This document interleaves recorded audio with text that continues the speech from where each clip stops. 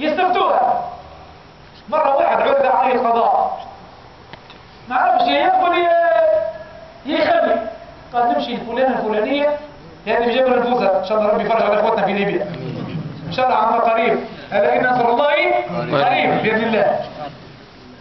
شاء يستفتيها، قالت له كلمة واحدة، شوفوا العلم بالمرأة، مش قالت له يطلع خطبة وكما أنا خطبت عليكم ليلة ساعة كاملة، لا الرجل كلمة واحدة، قالت له إذا تقدمت فأنت في النار وإذا تأخرت فأنت في النار. شنو هو الحكاية هذه؟ شو فهمتوا منها أنتم؟ معناها دخل النار ولا مقبل؟ لا ما بدناش. لا هيك لا إذا فما ايش معناه؟ هو فما اقتنع وشد القضاء. علاش؟ يرحم الدين. إذا فما في الأمة من هو أفضل منك وأنت خذيت بلاصته فأنت في النار، وإذا ما فماش في الأمة شكون خير منك واعطيته بلاصتك يهلكها الدنيا فأنت في النار، على خاطر تنزلت على بلاصتك اللي هي من مشمولة الأمة وخدمة الأمة.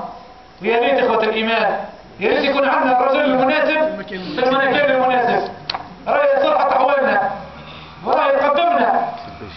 ولكن هذاك هو اللي ينقصنا احنا العرب ولا المسلمين، انه الانسان اللي معنا الرجل غير المناسب في المكان عصير. ولكن اخوة الايمان انا وقلنا احنا خاطر فما قولة تقول كما تكونوا يولى عليكم.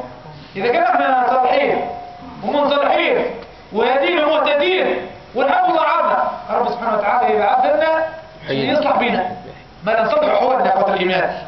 ربي يصلحنا احوالنا، ربي يبعث لنا شكون ينتهي بينا وشكون يرحمنا. وكان ندعو اللهم لا تسلط علينا بذنوبنا ما لا يخافك فينا ولا يرحمنا.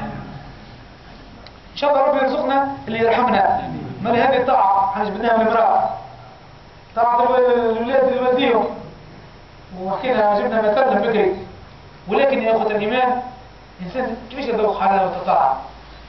يبدا مع ربي عز وجل ديما مع الله تبارك وتعالى في كل وقت، ما يكسرش الإنسان، ما ينهشش، ما يبعدش على ربي.